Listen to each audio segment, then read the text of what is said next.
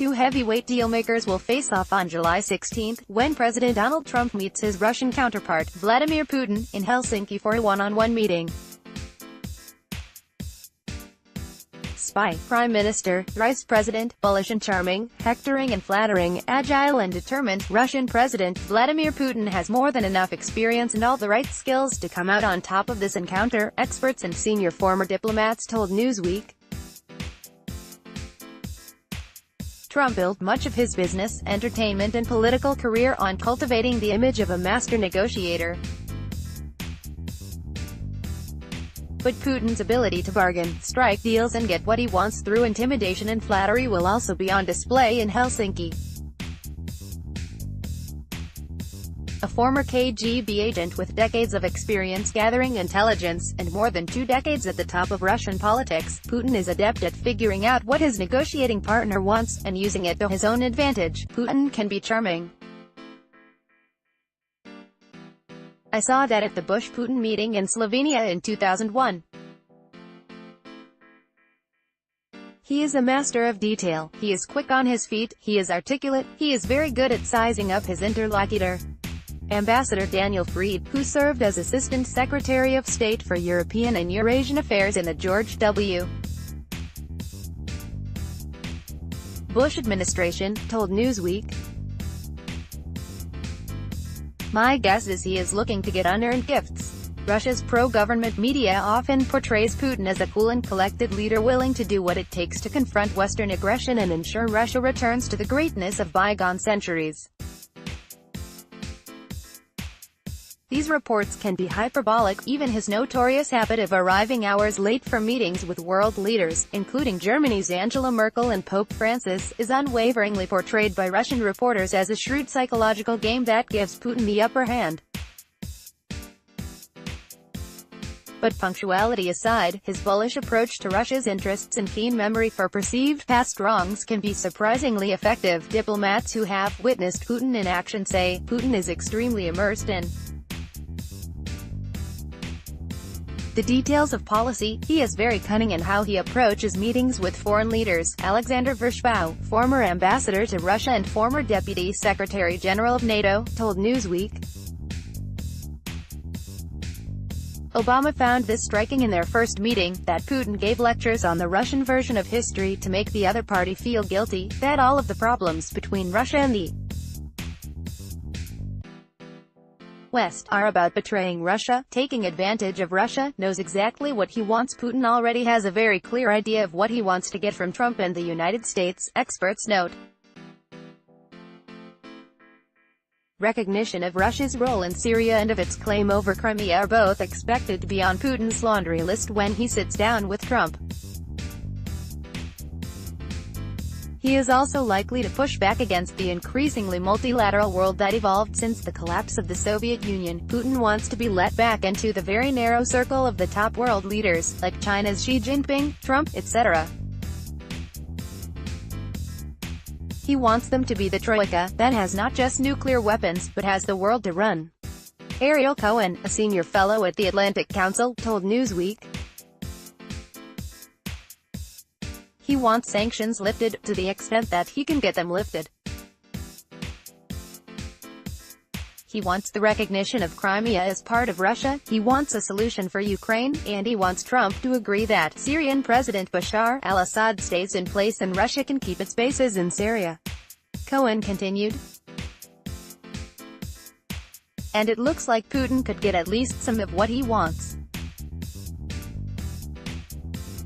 During the annual Group of Seven meeting held in Canada earlier this month, Trump advocated for Russia to be readmitted into the group, despite the international community's consensus that Moscow violated international law by annexing Crimea in 2014. Reports have also alleged that Trump said the Crimean Peninsula should be a part of Russia, simply because people there speak Russian. Reads people like a KGB officer. Trump has long harbored dreams of striking deals with Russia, even before he turned to politics. He has lobbied unsuccessfully to open a Trump Tower in Moscow, and in 1984 he told The Washington Post that he should be in charge of U.S. negotiations with the Soviet Union on nuclear arms control. Analysts also argue that Trump has demonstrated a willingness to make concessions without getting much in return, such as when he canceled joint military exercises with South Korea to appease North Korean leader Kim Jong-un. The great skill any KGB officer needs is the ability to read people. Putin as a KGB career officer is something of an expert on this. They will have gamed this out to figure out how to make Trump receptive to Putin's pitch. They understand that Trump is their best hope because Congress isn't receptive to their agenda. Ambassador John Herbst, former U.S. ambassador to Ukraine from 2003 to 2006, told Newsweek, "Trump is a master of premature concessions, like getting rid of our exercises with South Korea or moving the U.S. embassy to Jerusalem from Tel Aviv. With Russia, it's also a danger," Herbst said. Still, the power of Congress to shape U.S.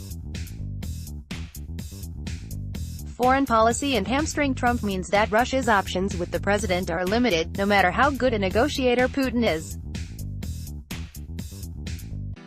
And Trump might face some pushback even closer to home. When asked during a press conference in Moscow Thursday whether Trump would recognize Russia's annexation of Crimea, National Security Advisor John Bolton replied that, "It was not the position of the U.S., Donald, Russia is your friend." Some experts also say Trump's apparent affinity for Russia and Putin will do little to quell the simmering resentment of the Russians toward the U.S. The animosity against the United States is deep and strong among Russian elites. They are deeply envious of American economic success. They resent our ability to project power in any corner of the world that they don't have. It is a deeply felt resentment. So I don't think concessions by Mr. Trump himself will make much difference, the Atlantic Council's Cohen told Newsweek. But like Kim Jong-un before him, scoring a meeting with the President of the United States could win Putin points at home. And his diplomatic game is a long one, extending far beyond a single summit. Putin desperately wants and needs to end Russia's isolation. The sanctions are hurting the Russian economy and Putin's cronies. Putin also longs to be at the same table as the U.S. president and other great powers, so the optics of this summit are already significant. Alina Polyakova, a Russia analyst at the Brookings Institution, told Newsweek, "In this first meeting, Putin is unlikely to be direct.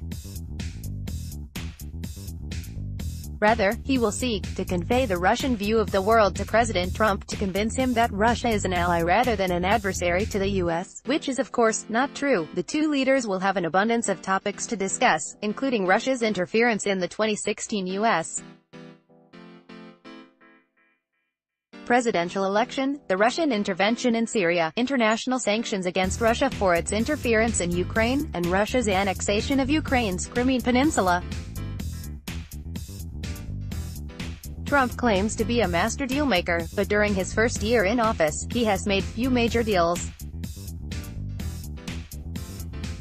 And while he's been tough on U.S. allies like Canada's Prime Minister Justin Trudeau, or the members of the NATO alliance, he has taken a conciliatory tone when it comes to Putin. Trump has repeatedly cast doubt on whether Russia interfered in the 2016 election, despite the unanimous conclusion by U.S. intelligence agencies that Russia meddled, and he consistently advocates for a better U.S.